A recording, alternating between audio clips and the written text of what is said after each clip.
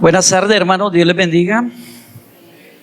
Me ha tocado a mí, por la misericordia de nuestro Dios, el terminar este ciclo de conferencias, ¿no? de charlas que hemos dado durante esos 3 días en la parte de la supremacía de Cristo, ¿no es cierto? Dios Jesús como soberano, como el supremo, siempre sobre esta tierra.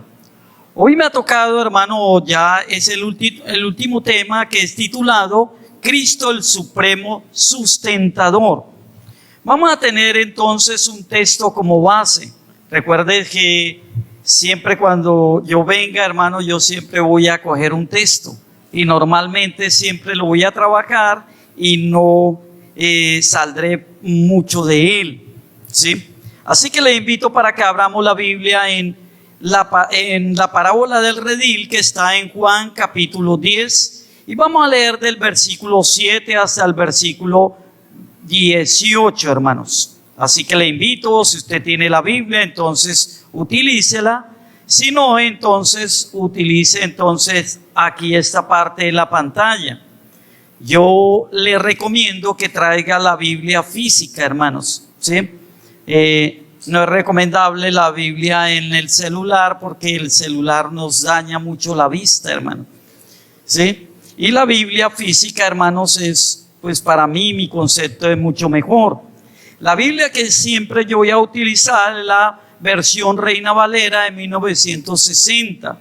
No es que sea la mejor, sino que en cierta forma es la que tenemos casi todos. Todos manejamos la versión 1960, entonces es la que utilizaré siempre. Dice así la palabra del Señor: Jesús el buen pastor. Dice: volviendo pues Jesús a decirle: de cierto os digo, yo soy la puerta de las ovejas. Todos los que antes de mí vinieron, ladrones son y salteadores, pero no lo oyeron las ovejas. Yo soy la puerta. El que por mí entrare será salvo, y entrará y saldrá y hallará pastos. El ladrón no viene sino para hurtar y matar y destruir. Yo he venido para que tengan vida y para que la tengan en abundancia. Yo soy el buen pastor.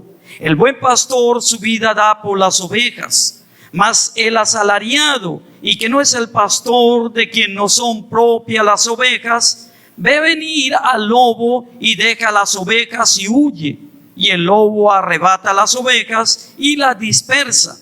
Así que el asalariado huye, porque es asalariado y no le importan las ovejas. Yo soy el buen pastor y conozco mis ovejas, y las mías me conocen. Así como el Padre me conoce y yo conozco al Padre, y pongo mi vida por las ovejas. También tengo otras ovejas que no son de este redil. Aquellas también debo traer, y oirán mi voz, y habrá un rebaño y un pastor. Por eso me ama el Padre, porque yo pongo mi vida para volverla a tomar. Nadie me la quita, sino que yo de mí mismo la pongo. Tengo poder para ponerla y tengo poder para volverla a tomar. Este mandamiento recibí de mi Padre. Amén. Vamos a orar, hermanos. Inclina un momentico su cabeza y colóquese delante de la presencia de nuestro Dios. Recuerde que la idea, hermano, es que usted reciba el mensaje, lo pueda atesorar en su corazón y que lo pueda poner en práctica en la vida diaria. Allá donde usted vive, en su familia, en su hogar, en donde trabaja o donde usted vaya, siempre la palabra del Señor debe estar allí presente. Oremos para que Él nos dé la paz y la tranquilidad, para que esa palabra sea viva y sea eficaz en nuestras vidas. Padre y maravilloso Dios, tú eres un Dios tan bueno, Señor, que a pesar de que somos muchas veces, Señor, pecadores, desobedientes, mas sin embargo, Señor, tú tienes la misericordia de permitir que se abran las puertas de este templo, Señor, y que se pueda aquí alabar, exaltar y magnificar tu nombre, Señor. De que se pueda enseñar y transmitir el mensaje de salvación y de vida eterna, Señor.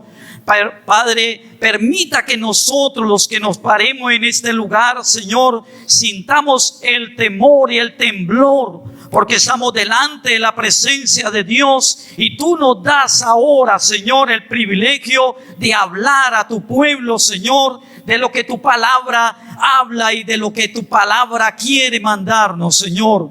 Permita que cada uno de los oyentes sea impactado con el poder de tu palabra, Señor. Sea transmitiendo ese mensaje, Señor, para que podamos salir con alegría, con gozo a nuestros hogares, para enfrentar las dificultades, las necesidades y para poder seguir adelante a pesar de lo que venga, porque hemos sido llamados por ti, Señor. Hemos sido apartados por la gracia tuya, oh Dios, y por lo tanto, Señor, tú tienes un plan maravilloso con tu iglesia. Tú quieres, Señor, que Cúcuta sea ganada completamente para la gloria tuya, Señor. Por eso, ayúdanos, fortalézcanos y háblanos. Te lo pedimos, Padre, y te lo suplicamos en tu nombre, mi Señor Jesucristo. Amén y amén. Como les decía, el título de nuestra charla o nuestra exposición es Cristo el Supremo Sustentador.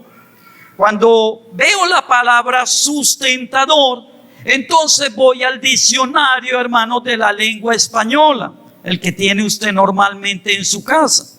¿Sí ve? Y busco qué significa la palabra sustentar, ¿no es cierto? Porque es interesante, hermanos, saber los términos de las palabras. Ya supimos que es supremo, ¿no es cierto?, que está sobre todo. Cristo está sobre todo, pero en ese sustento y en ese poder, hermanos, Él quiere sustentarnos. La palabra sustentar significa conservar o mantener una cosa en su estado. Conservar o mantener una cosa en su estado. Quiere decir que lo que Cristo quiere, hermanos, después de mandarnos, de darnos todas estas 6 mensajes, hermanos, sobre su supremacía, hermanos, sobre su grandeza, ahora quiere que salgamos entendiendo, hermanos, que Él es el que nos va a conservar, que Él es el que nos va a mantener. Ahora, ¿por qué, hermanos? Porque usted mira que estamos en un mundo que nos enfrentamos, en el cual está contaminado. Hay corrupción. Usted va a trabajar y lo que encuentra es corrupción, encuentra pecado, encuentra una ciudad, encuentra un mundo donde ellos quieren impactarnos con ese movimiento de descomposición moral, política, económica, y nos quiere contaminar.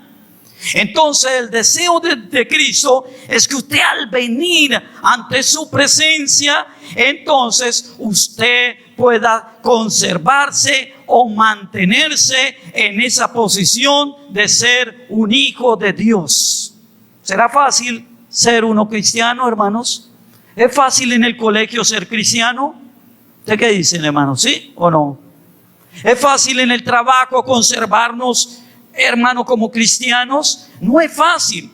Casi todos estamos batallando, hermanos. Vamos a cualquier lugar y nos toca enfrentar, ¿no es cierto? Nos toca, hermanos, sacar de esa fuerza que nos da el Señor para no caer y seguir la corriente de este mundo. Cuando vemos el contexto, hermanos, encontramos en el capítulo 10, habla sobre la parábola del redil. Jesús viene hablando, hermanos, y esa parábola es una comparación.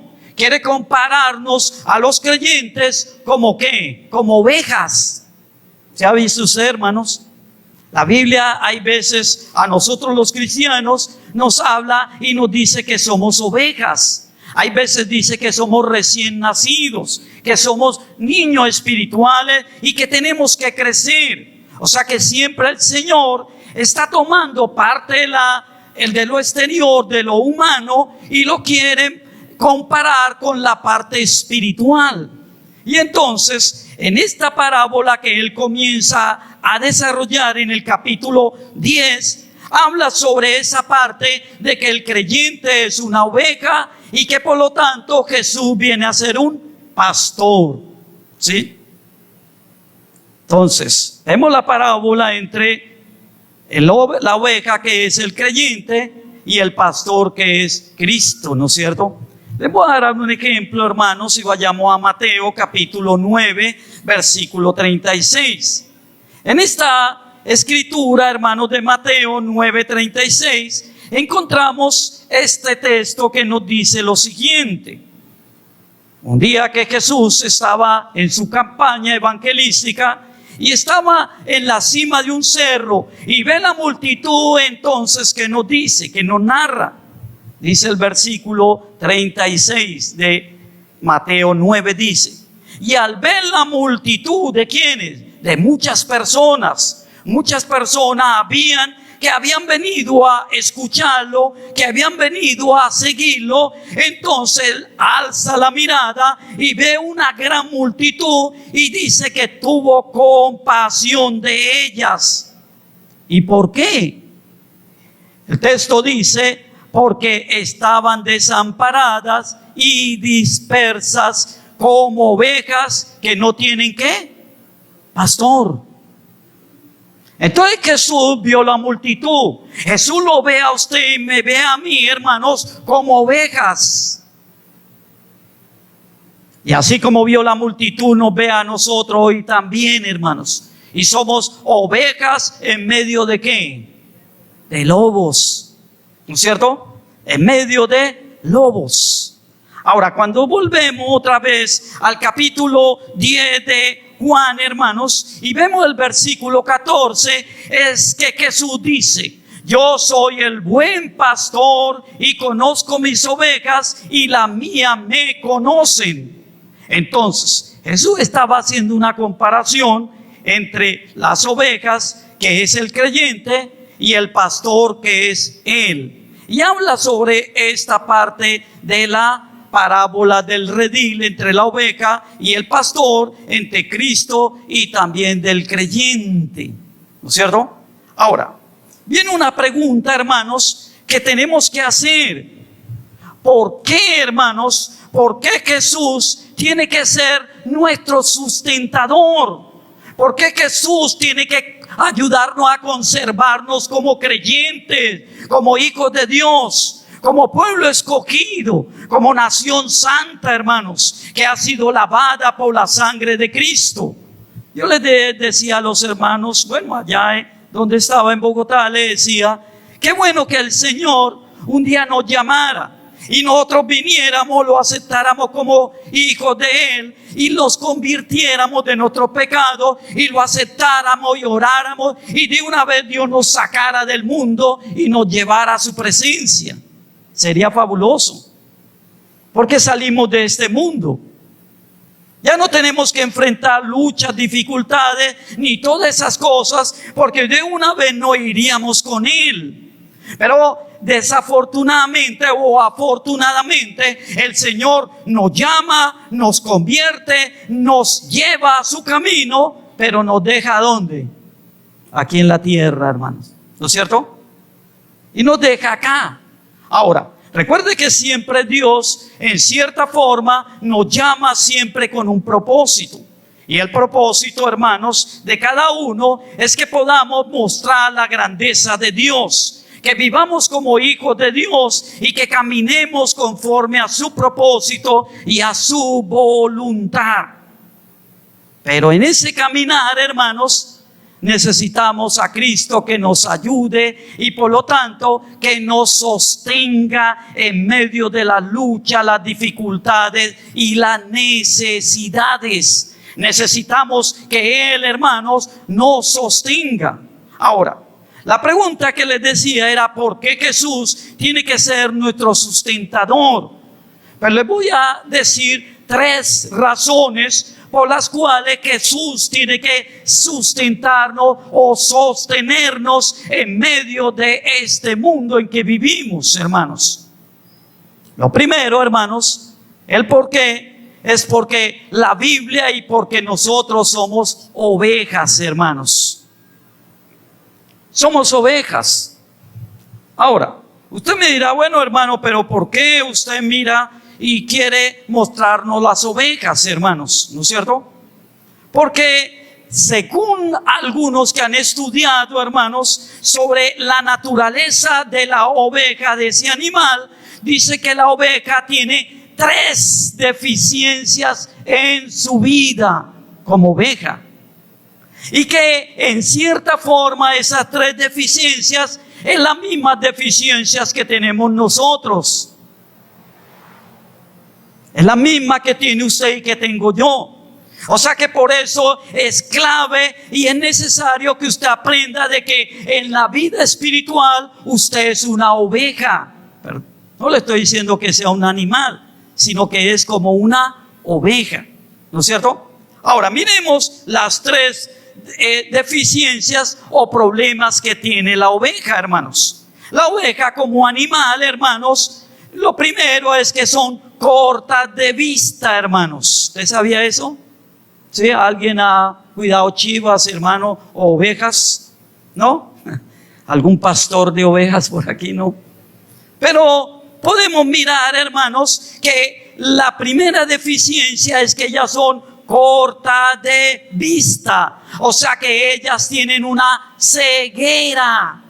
Ellas no pueden ver más de 1 metro de distancia, no lo pueden ver, no ven el peligro, no ven los enemigos, no ve y no se puede entonces guiar porque es una ceguera, ¿no es cierto? Ahora mire que cuando miramos esto, entonces podemos saltar al Salmo capítulo 23, hermanos. Todo es muy conocido, el Salmo 23, ¿no es cierto? Cuando dice, Jehová es mi pastor y nada me faltará. Y muchas personas tienen un atril como ese y ahí abren el Salmo 23. Muchas personas entonces antes de irse recitan el Salmo 23, porque algunos lo tienen por agüero de que le da protección. Yo quiero mostrarle, hermanos, que lo que el texto también nos está mostrando es que nosotros, como la oveja, también somos ¿qué? Tenemos una ceguera espiritual, hermanos. ¿Sí ven? Ahora, miremos el Salmo 23. El Salmo 23 comienza diciendo, Jehová es mi pastor y nada ¿qué? Es claro de que está hablando de que Él tiene que ser un pastor, de que Él tiene que ser el pastor de nosotros. Entonces, si Él es el pastor, entonces nosotros ¿qué somos? Pues ovejas, ¿no es cierto? Ovejas con ceguera, hermanos. Y miremos entonces a ver en qué nos dice de que tenemos una vista muy corta y una ceguera espiritual. Dice, Jehová es mi pastor y nada me faltará. En lugares de delicados pastos me pastoreará, me hará descansar. Es el pastor el que tiene que guiar a la oveja a descansar y a buenos pastos. ¿Por qué? Porque la oveja no puede ver dónde están ¿qué? El buen ¿qué? Pasto. No ve dónde es que está la llanura, hermanos, llena de buen pasto. Ahora, si lo comparamos a nosotros los seres humanos, entonces vemos que nosotros tenemos una ceguera espiritual. La Biblia dice que el Dios de este mundo ha colocado ¿qué? Una ceguera espiritual. Y por lo tanto no podemos ver la gloria de Dios. ¿Qué le ha pasado, hermanos, que usted abre la Biblia y no la entiende? ¿Sí le ha pasado o no? A mí me ha pasado, hermano. ¿Sí ve? Y yo sé que a usted le ha pasado. Muchas veces no vemos, hermano, la obra de Dios, ¿no es cierto? Muchas veces, hermano, no vemos la gloria, no vemos la presencia de Dios. Muchas iglesias, hermanos, por eso es que tienen que hacer campañas de sanidad. Y quieren ver gente que caiga al suelo, que haga esto, que haga aquello. Hay el poder de Dios. Pero no vemos la grandeza de Dios en las pequeñas cosas, hermanos. ¿No es cierto? en las pequeñas cosas que Dios hace a diario en su vida.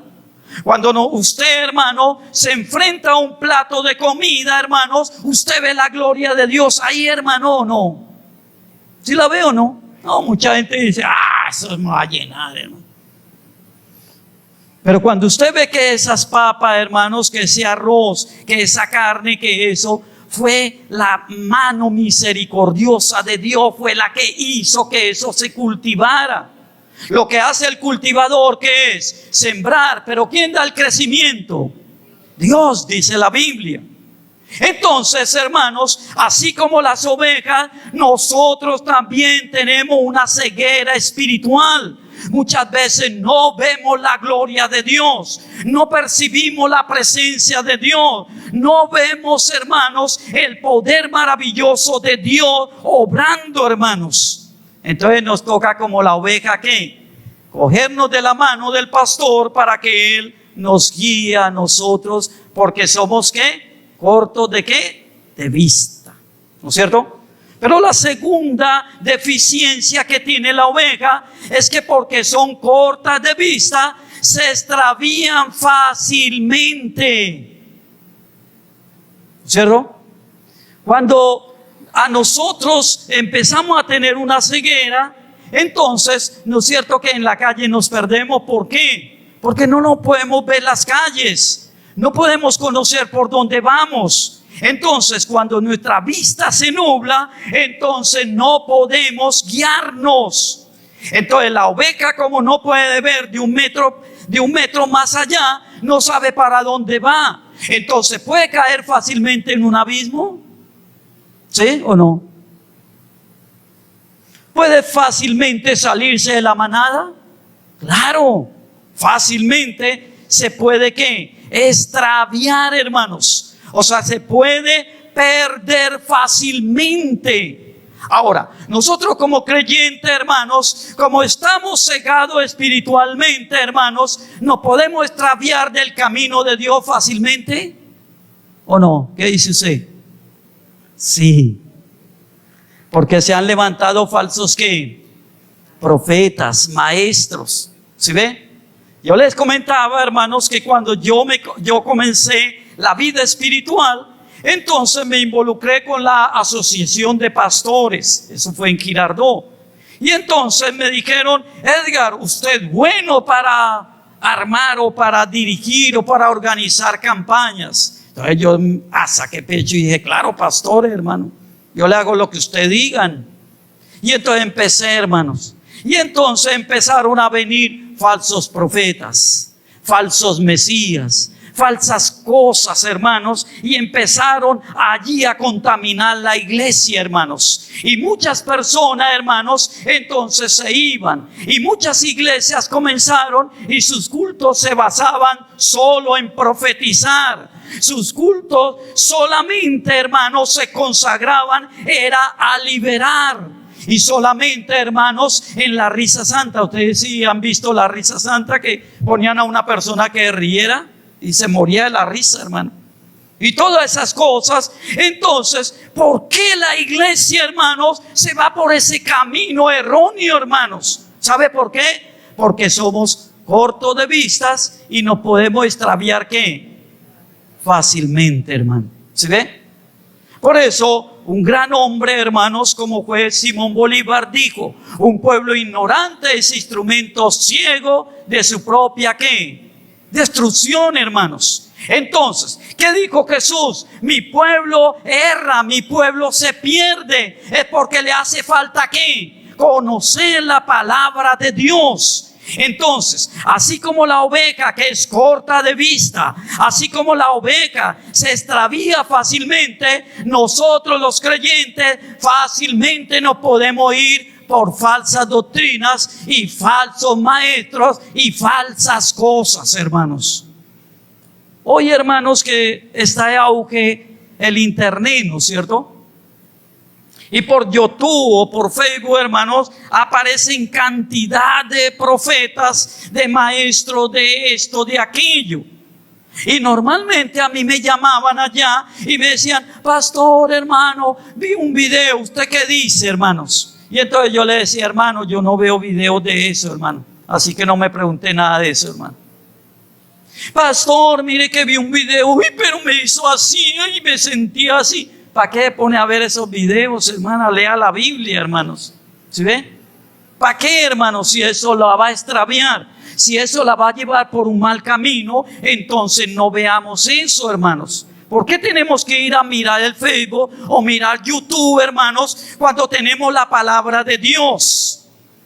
Quiero decirle, en Pitalito, hermanos, cuando estuvimos de pastor, estuvimos estudiando el libro de Romanos. ¿Y sabe cuánto duramos estudiando el libro de Romanos, texto por texto? Duramos más de 1 año y medio, hermanos, estudiando texto por texto. El libro de Hebreo, la carta a los Hebreos, duramos 1 año estudiando texto por texto. ¿Qué es lo que le quiero decir? Si por cada libro nosotros duráramos 1 año estudiándolo, ¿cuántos años necesitamos para estudiar toda la Biblia? ¿Cuántos? ¿Cuántos libros es que tiene la Biblia, hermanos? ¿Cuántos? 66. Y si se lleva 1 año por cada libro que estudiamos, entonces ¿cuántos años usted tiene que dedicarle a estudiar? ¿Cuántos? 66 años. ¿No es cierto? O sea que en lugar de perder el tiempo en muchas cosas, debíamos estarlo dedicándolo ¿a qué? Al estudio de la palabra de Dios. Entonces vemos allí que necesitamos sustento de Cristo, porque somos ovejas, que somos cortas de vistas, que nos extraviamos fácilmente, pero aún peor, necesitamos un buen alimento. La oveja, por no ver y por no tener retentiva dónde está el buen pasto, entonces por ella misma, ¿qué pasaría? No se alimentaría. Entonces la oveja, por eso es que es dependiente ¿de quién? Del pastor. Cuando usted y yo, hermanos, como creyentes, somos dependientes de Cristo, Él nos ayuda en nuestra ceguera, hermanos. Él nos ayuda para que podamos memorizar. Y Él nos ayuda porque nos da buen alimento. Entonces seguimos leyendo en el Salmo 23, en el versículo 2, donde dice: en lugares de delicados pastos me hará ¿qué? Descansar. Como ovejas, ¿no es cierto? ¿Necesitamos descanso o no, hermanos? Sí. Junto a agua de reposo me pastoreará, confortará mi alma y me guiará por sendas de justicia por amor de su nombre. Entonces note allí, hermanos, que Jesús, entonces, al ver que nosotros somos ovejas, entonces necesitamos el sustento de Jesús. ¿Para qué? Para contrarrestar estas 3 deficiencias o 3 problemas que tiene una oveja, un animal llamado oveja, pero también nosotros como creyentes. ¿Sí ven? Para que podamos ver la gloria de Dios, para que no seamos llevados por vientos de doctrinas y para que podamos tomar un buen alimento conforme a la voluntad de nuestro Dios. ¿Sí? Entonces, si necesitamos a Jesús, hermano, que nos sustente o no. ¿O no? ¿Usted qué dice? ¿Sí? Claro, hermanos. Yo me considero una oveja. A pesar de que llevo muchos años, hermano, leyendo la Biblia y todo. Pero yo me considero toda una oveja, hermano. Y por eso necesito de mi Salvador y necesito el sustento, necesito de su fortaleza, de su presencia para que me conserve como un buen creyente, para que me conserve como un buen esposo, como un buen padre y como un buen ministro del Evangelio, para que yo pueda testificar y pueda pararme, hermanos, sin vergüenza y sin que nadie pueda señalar diciendo ese es un hombre malo o hace algo malo, sino que yo pueda decir mi sustento y yo pueda decir soy una oveja, pero doy gracias a Dios porque Cristo es el que me sustenta y me conserva en su camino y en su voluntad. Lo segundo, hermanos, que hemos de pensar, ¿por qué Jesús tiene que ser nuestro sustentador, hermanos? Entonces ya vimos, es porque somos ovejas, ¿no es cierto? Y lo segundo es que quiero que vayamos otra vez a Juan capítulo 10, pero ahora miremos el versículo 10, ¿no es cierto? Y vamos a encontrar algo, hermanos, que yo sé que a usted le va a interesar. Dice: el ladrón no viene sino para hurtar y matar y destruir. Yo he venido para que tenga vida y para que la tenga ¿en qué? En abundancia. Entonces la segunda razón por qué Jesús tiene que sustentarnos o tiene que ayudarnos o tiene que conservarnos en el camino es porque usted y yo tenemos un enemigo común. Tenemos un enemigo. ¿Usted tiene un enemigo o no? ¿Sí? Tenemos un enemigo. Y quiero que usted mire en Mateo capítulo 13, ¿quién es ese enemigo, hermanos? Que empezó allá en Génesis y sigue vigente y seguirá vigente hasta cuando llegue el día, hermanos, en que venga Cristo. Ese enemigo seguirá, hermanos. ¿Qué dice Mateo, hermanos? Abra la Biblia usted en Mateo capítulo 13 y miremos el versículo 25, ¿cierto? Jesús está hablando de la parábola del trigo y la cizaña. Está diciendo que el sembrar la palabra es como hacer un cultivo, ¿no es cierto? Y dice en el versículo 25: pero mientras dormían, ¿quiénes? Los que habían predicado el evangelio, los que habían sembrado. Entonces vino su enemigo y sembró cizaña entre trigo y se fue. Note que el texto está diciendo que siempre en la predicación, en el extender el evangelio, en llevar el mensaje de Dios, usted va a tener un enemigo. Aunque realmente son tres, hermanos. ¿Ustedes saben cuáles son los tres enemigos del cristianismo o del cristiano, hermanos? ¿No? ¿No lo han dicho? Ah, verdad que lo dije fue allá, hermano. Tres enemigos. Número uno, la carne. Es la que dice Pablo, ¿no es cierto? Que la carne, que es nuestro propio cuerpo, que es nuestros deseos internos. El que yo quiera espiritualmente hacer algo, pero que termino simplemente dejando llevar por la carne. Número dos, el mundo. El mundo y sus deseos es un enemigo que viene, lo roba y lo involucra a usted y lo va llevando en la moda y en lo último de este mundo y lo va envolviendo. Y el último enemigo, hermanos, es lo sobrenatural, que es lo que estamos mirando aquí, ¿no es cierto? Mientras que se predicaba el evangelio, mientras se cultivaba, vino un enemigo de noche y sembró una cizaña. ¿Usted sabe qué es una cizaña, hermanos? ¿No? Una cizaña es un pasto muy parecido al trigo, que a simple vista no se puede ver. O sea que juntamente con la palabra puede venir una cizaña que puede llegar allí. Vino ese enemigo y sembró la cizaña en las personas. Por eso no se le haga raro que cuando se comience un grupo que le llaman aquí de conexión, o un grupo donde se predique el evangelio, entonces el líder puede llegar con un buen mensaje y predicar, pero detrás de él puede venir ¿qué?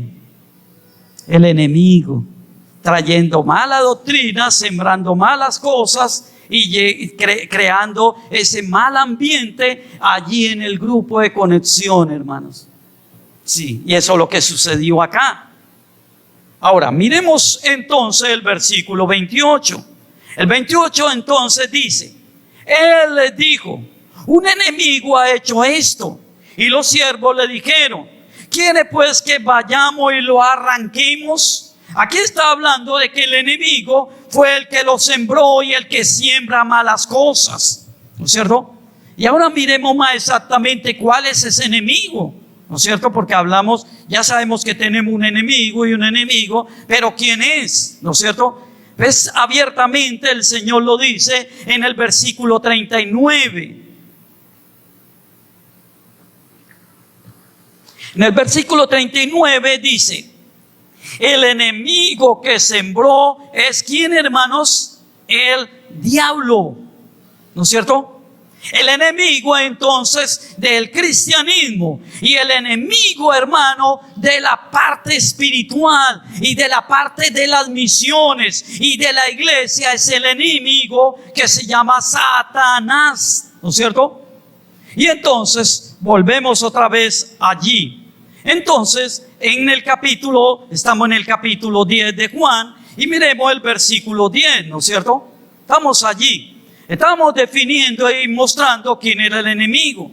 Entonces podemos decir que el diablo no viene sino para qué, ¿no es cierto? Porque ya sabemos que el enemigo.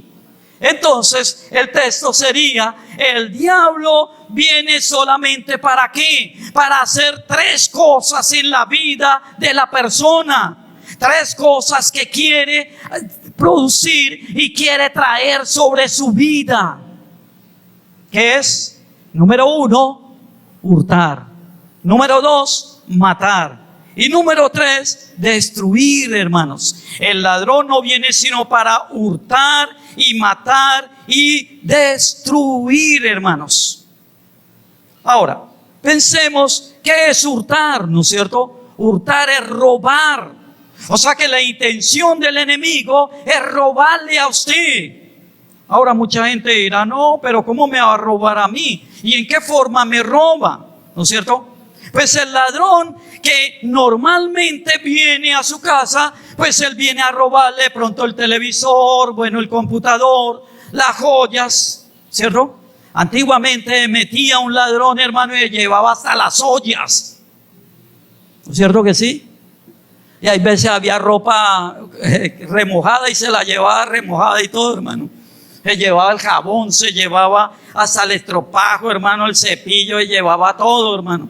¿No es cierto? Cuando llegaba uno y abría el apartamento, ¡ay! Me robaron, hermano. ¿No es cierto? Ahora los ladrones ahorita son más modernos. Ellos solamente buscan el dinero, joyas, algo muy fácil, hermanos. ¿No es cierto? Aunque por televisión uno ve que hasta bajan plasmas de 50 por la ventana, ¿no es cierto? Pero ya no es como antes que llevaban todo, ¿no es cierto? Aquí habla de un hurtar o un robar, pero en la vida espiritual. Ahora, el diablo o el enemigo, ¿qué le puede robar a usted, hermanos? Pues no puede robar, hermanos, la paz, el gozo y la tranquilidad. O sea que la intención es que usted es como una ovejita, porque no ve, porque no fácilmente se pierde y por lo tanto necesita un alimento. Entonces el enemigo viene y le siembra la mala doctrina. ¿Con qué intención? De robarle la paz y robarle ¿qué? La tranquilidad, hermanos. ¿No es cierto? Y por eso salió por noticia y todo de que venía un meteorito junto a la tierra y que venía a estrellarse contra la tierra, ¿no es cierto? Y que iba a destruir la tierra. Y entonces empezaron a predicar diciendo que era el fin del mundo, que esto ya se iba a acabar y todas esas cosas. Y muchos hermanitos entonces temblando, muchos hermanitos, ay, no, se va a acabar el mundo y todas esas cosas, hermanos. ¿Será que eso es de Dios, hermanos? ¿Será que Dios quiere robar y Dios, hermano, quiere quitarnos esa tranquilidad? No, Dios quiere producir paz y gozo. ¿Se acuerda el primer mensaje de aquel hombre endemoniado, hermanos? ¿Se acuerdan? Que cuando llegó la gente y vieron al hombre que había sido endemoniado, ¿qué? Sentado, ¿no es cierto? ¿Sí? Lo encontraron sentado, claro. Y en su juicio, ¿qué? Cabal. Porque Jesús le había entregado y le había dado la paz. Así que el enemigo quiere robar su paz, quiere robar su gozo y su tranquilidad. Eso es lo que Él está trabajando, hermanos. Y por lo tanto necesitamos a Jesús que nos ayude, a Jesús que nos sustente, a Jesús que sea el que nos conserve en esa tranquilidad, en esa paz y en el gozo del Señor, que es nuestra fortaleza, hermanos. ¿Sí bien? El enemigo viene y también, como segundo, quiere matar, hermanos. Quiere producir en usted la muerte, hermanos. Quiere matarlo a usted. Ahora usted sabe cuántas muertes hay, hermanos. ¿Cuántas clases de muerte hay? ¿Sí? No digo que por caerse un avión, que porque lo estrelló un carro, porque eso no. Estoy hablando de 3 clases de muerte, hermano, en la parte teórica, doctrinal. ¿Usted sabe cuántas muertes hay, hermano? ¿Alguien lo sabe? ¿No? No veo ninguna mano. ¿Nadie, hermanos? Bien. Les voy a decir, hermanos, que hay 3 clases de muerte. La muerte física. Recuerde siempre que la muerte significa separación. Entonces, la muerte física es la separación del cuerpo que usted tiene, que es mortal, y la salida de su espíritu, donde su cuerpo va ¿a dónde? Al sepulcro. Y su espíritu vuelve ¿a quién? A Dios, dice la Escritura. Esa es la primera muerte, que se llama la muerte física, y que todo ser humano la vamos a tener, ¿o no? ¿Usted qué dice? Sí, la Biblia dice que está establecido para todo hombre ¿qué? La muerte, hermanos. Así que está establecido ya el día de esa separación de nuestro cuerpo mortal, de nuestro espíritu, porque tiene que volver a Dios. Pero la segunda muerte es la muerte espiritual, ¿no es cierto? La muerte espiritual se produce cuando usted peca. Y cuando usted peca, entonces el Dios que está con usted se separa, porque el pecado es un obstáculo ante la presencia de Dios. Es por eso que el Dios de los cielos es tan bueno y lo lleva a usted al arrepentimiento. Cuando usted va y le pide perdón a Dios, cuando usted va en ese momento especial de reconocer que es un pecador y le pide perdón a Dios, entonces en ese momento el pecado es quitado y la separación que hay entre Dios y usted es quitada, y por lo tanto ya no está vigente esa muerte espiritual. Y la tercera muerte es la que encontramos, que dice la muerte eterna.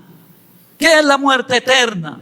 Es la separación definitiva entre aquella persona y Dios. Es la que en la Biblia nos dice que serán echados ¿a dónde? Al lago de fuego, a ese lugar de tormento que es llamado el infierno. Es la muerte eterna, donde ya no va a poder ninguno salir de allá, sino que definitivamente por los siglos de los siglos estará ya sin Dios y sin nada, hermanos.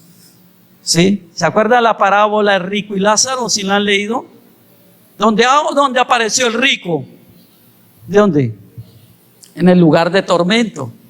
¿Y dónde apareció Lázaro? En el seno ¿de quién? De Abraham. Aunque se veían, pero había una diferencia. ¿Y qué decía el rico?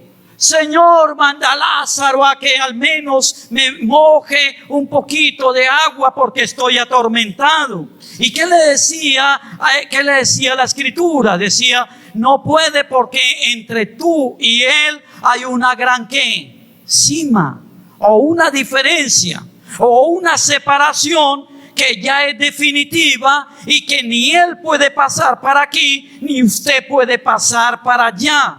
Eso es lo que llamamos la muerte ¿qué? Eterna. ¿Sí? Entonces yo les pregunto, este enemigo, hermanos, ¿cuál muerte quiere en usted, hermanos? ¿Cuál muerte, hermanos? ¿La muerte física? No, porque de todas maneras usted va a morir, ¿sí o no? ¿Quiere la muerte espiritual? Sí. Porque cuando usted peca, Dios se tiene que alejar de usted, porque Dios es santo. Y aún más quiere la muerte eterna en usted, hermanos. ¿Sí la quiere? Claro, Porque Él no quiere que usted vaya a la gloria de Dios. Él no quiere que usted se vaya a la presencia de Dios, sino que usted se vaya a la condenación. Entonces, por eso Jesús dice, usted tiene un enemigo que es un ladrón que quiere hurtar, o sea, robarle esa paz, ese gozo, esa tranquilidad, pero también lo quiere producir la muerte, para que usted cuando muera, cuando se separe su cuerpo de su espíritu, no vaya al reino de los cielos, sino al lugar de ¿qué? De tormento. Tiene un enemigo, ¿sí ve? Y por eso necesitamos a Jesús como sustentador. Sí. Pero mire lo interesante del texto. El texto no se queda ahí simplemente diciendo, el ladrón viene sino para hurtar, matar y destruir. Hasta ahí quedaría como cortado el texto, ¿no es cierto? Y si uno dice, y mucha gente dice, ay, entonces el diablo tiene poder, hermano, el diablo no, un poco no de cosas, ¿sí? Como una hermanita que me decía, pastor, y hay que tenerle miedo al diablo porque la Biblia dice que él es el príncipe y que no tiene, y que tiene poder. Entonces yo le decía, hermana, piense en esto. Si la Biblia dice que él es un príncipe y dice que Jesús es el rey, ¿quién tiene más autoridad? ¿El príncipe o el rey? ¿Quién? ¿El príncipe o el rey? El rey. Entonces el príncipe está sometido ¿a quién? Al rey. Y el rey es el que ordena y el que manda. Quiere decir que sobre esta tierra no manda Satanás. En esta tierra el que manda ¿quién es? Jesús. Jesús es el rey de los cielos, el rey de la tierra, el rey de la iglesia, hermanos. Y por lo tanto, Él puede decir abierta, aunque el ladrón viene para hurtar, matar y destruir, yo he venido para que tengan vida y para que la tengan ¿en qué? En abundancia. O sea que Él vino a contrarrestar eso. Si usted quiere una vida eterna, si usted quiere realmente poder contrarrestar para que no le roben la paz, si usted quiere contrarrestar para que no lo maten espiritual y eternamente y no sea destruido, entonces necesita ¿a quién? Al Rey que es Jesús. Si usted está con Jesús, hermano, puede venir el que venga, hermanos. Nadie va a poder contra el Rey, contra el Señor Todopoderoso, con el que dice Apocalipsis, el Señor de señores, ¿y qué? Y Rey de reyes, dice. El que tiene todo el poder y toda la autoridad. El que tiene en su boca el poder, hermanos. El que tiene la palabra, ese es nuestro Jesús. El que lo sustenta y me sustenta a mí, hermanos. Así que el enemigo viene a hurtar, matar y a destruir. Pero Jesús viene a darnos vida y vida en abundante, hermanos. ¿Sí? Entonces, ¿necesitamos a Jesús como nuestro sustentador? Sí. ¿Por qué? Porque usted es una oveja, recuerde. Número 2, porque somos ¿qué? Tenemos ¿qué? Un enemigo mortal. Y número 3, hermanos, porque necesitamos un pastor.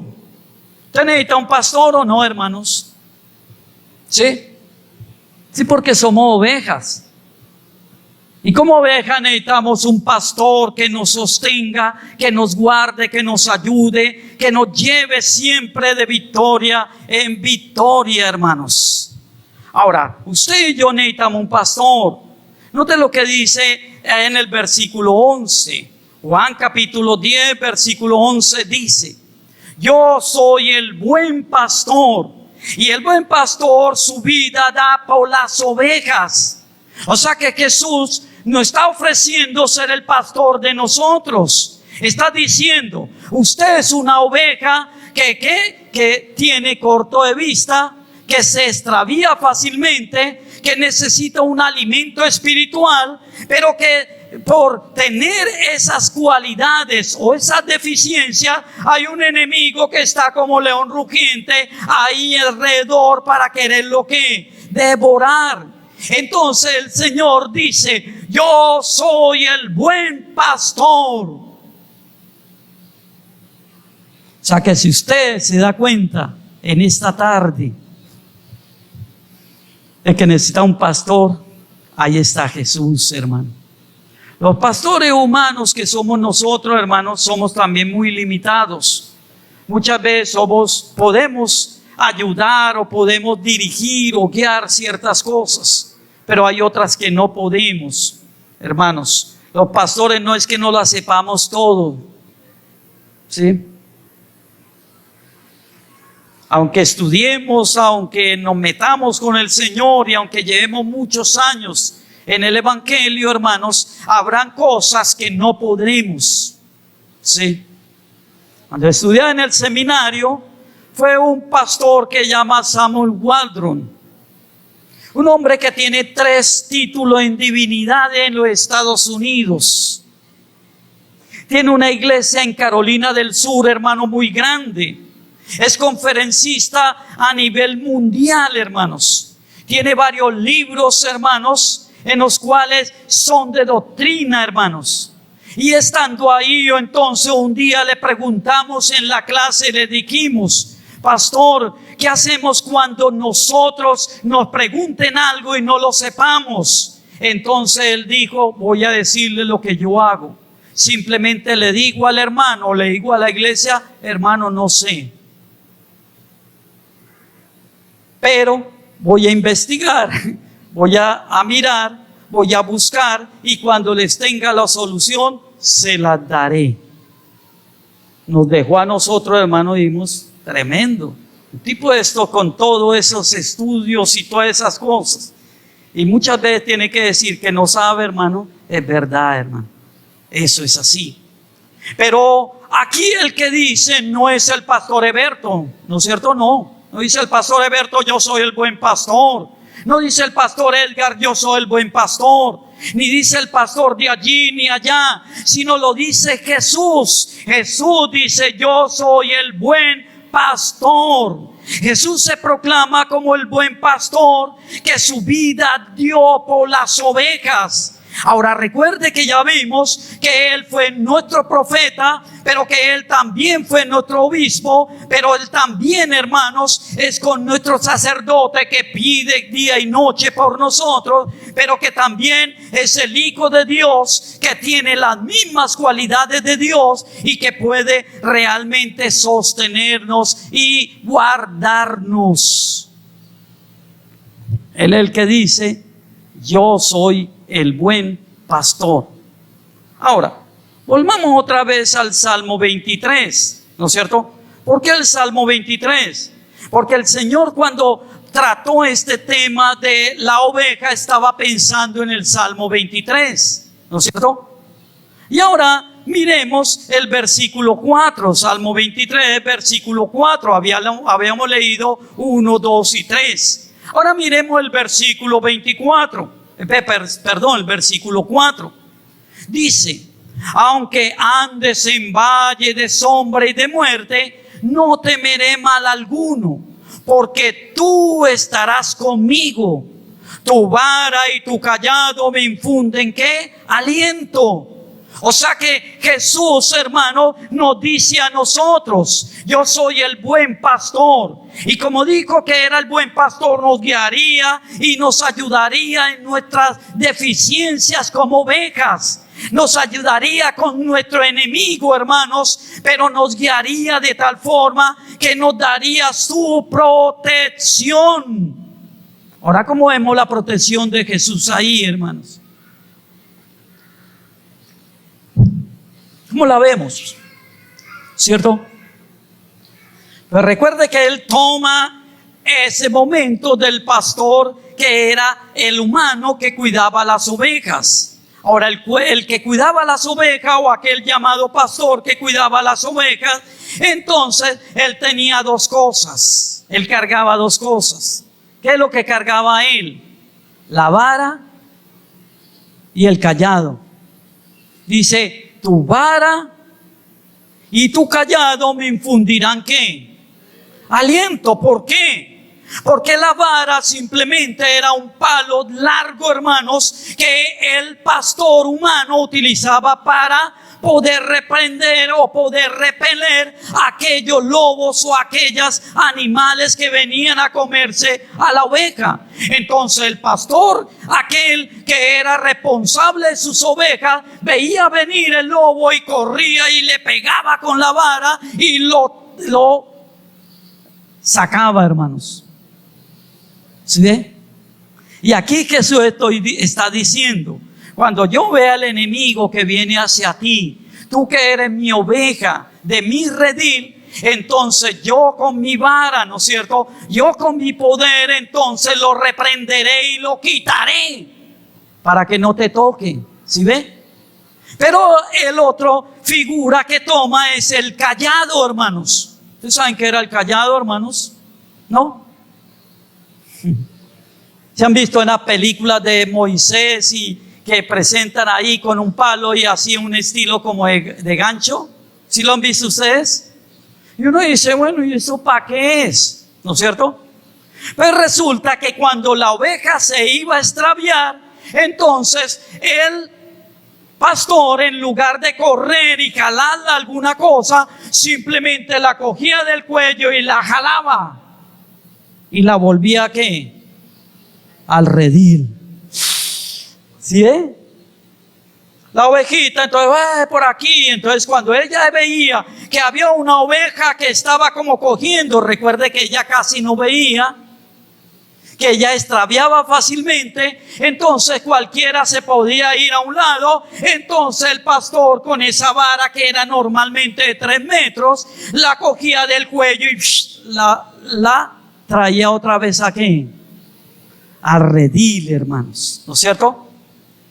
Ahora, era una forma de corregir el camino. Era una forma, hermanos, de traer a la descarriada, hermanos, ¿no es cierto? Era una forma de corregir, hermanos. Hay veces 10 o el mismo Jesús, hermano, nos tiene que corregir porque nos queremos salir del camino. Hay veces Dios nos habla, hermanos, directamente para que nosotros no cojamos por otro camino diferente. Es Dios hablando, hermanos, ¿sí? Es Dios corrigiéndonos. Y entonces podemos estar, hermanos, podemos estar confiados en ese Jesús que nos sustenta, porque Él con su vara nos protege y porque Él con su cayado nos corrige el camino, no nos deja perder, hermanos, ¿no es cierto?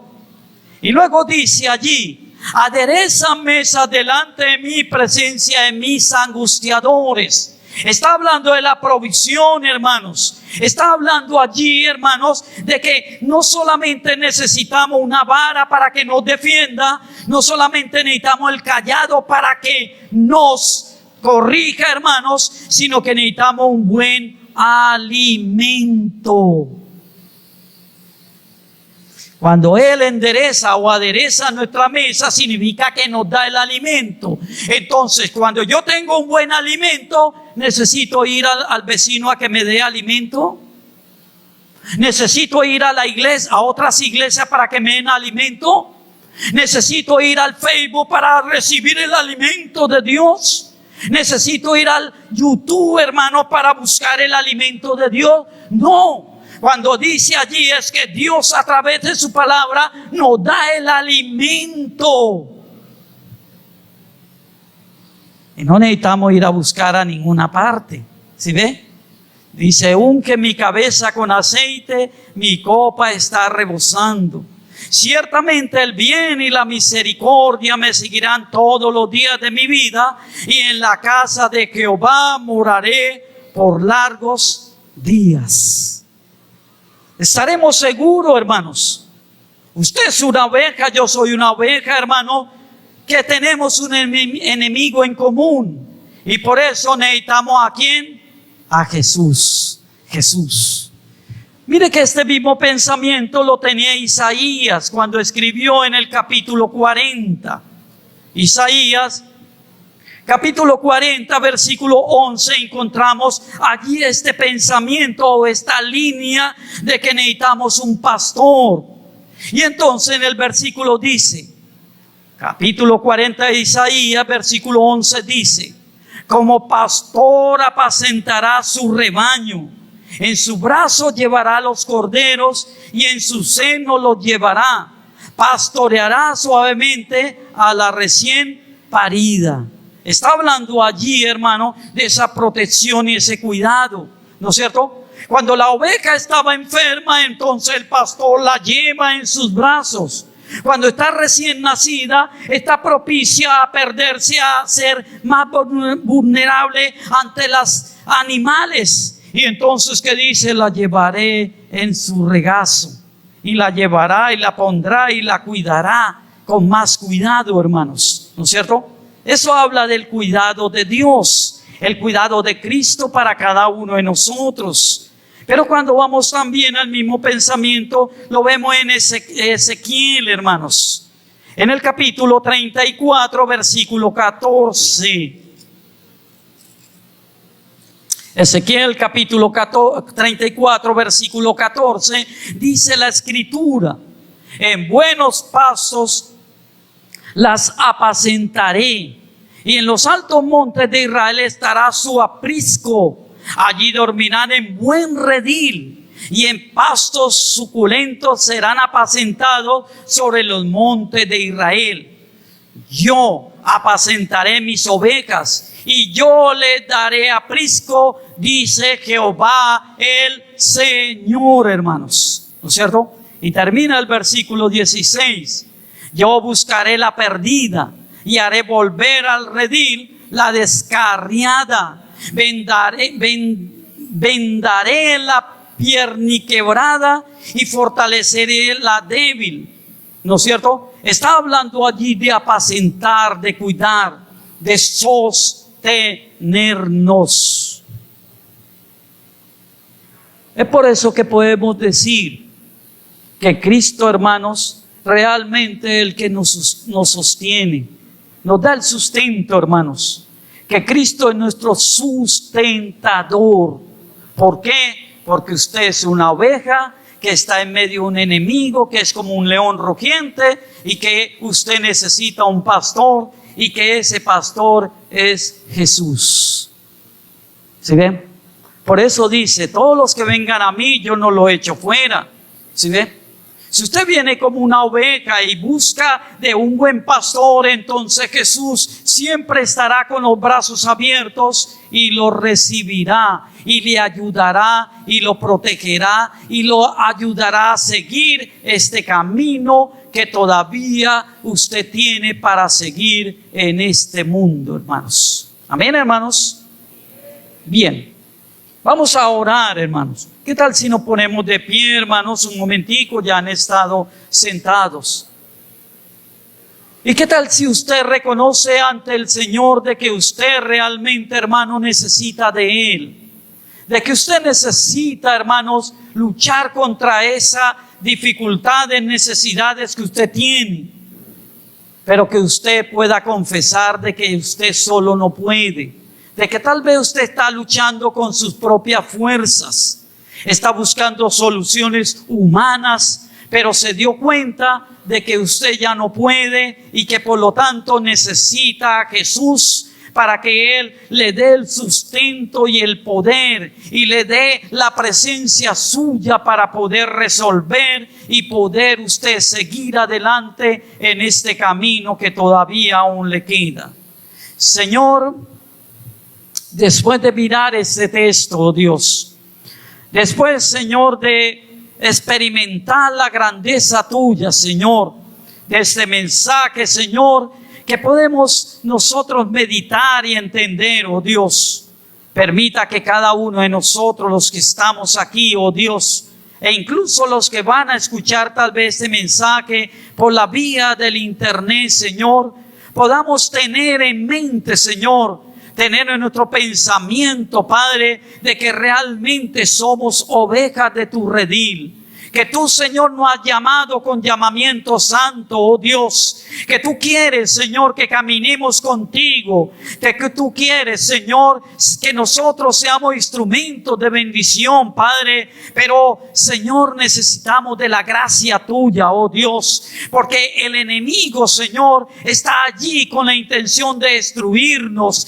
quiere destruir, Señor, nuestra vida, nuestros hogares, quiere destruir el trabajo misionero que estamos llevando adelante, Señor, quiere destruir, Señor, la iglesia para que no nos reunamos y no adoremos, exaltemos su nombre, oh Dios, y por lo tanto necesitamos que tú como nuestro pastor, tú, Señor, como nuestro Señor, como nuestro sustentador, el que todo lo puede y todo lo hace, nos ayude a seguir adelante, oh Dios. Obra, Padre, y bendice, Señor, a cada uno de nosotros, oh Dios soberano, Padre. Señor, colocamos esta semana que ya comenzó hoy, Señor, una semana donde iremos a estudiar algunos, donde otros irán a trabajar, Padre, donde otros irán tal vez, Señor, de viaje o tal vez a hacer diferentes actividades, Padre. Te pedimos tu bendición, Señor, te pedimos tu poder, Padre, pedimos tu sabiduría, entendimiento, gozo, paz, para que podamos comportarnos como creyentes, pero también, Señor, podamos enfrentar y salir victoriosos en el nombre de Jesús, oh Dios. Permita, oh Dios, que podamos volver el próximo miércoles otra vez a tu iglesia, a adorarte, a exaltar, a magnificar tu nombre, Señor, y que el próximo domingo, Señor, otra vez estemos aquí, Señor, como hijos tuyos, Señor, congregándonos y buscando de tu gozo, de tu alegría y de tu presencia, Padre. Te lo pedimos y te lo suplicamos, oh Dios, en el bendito y maravilloso nombre de nuestro amado y Salvador, Señor Jesucristo. Amén y amén.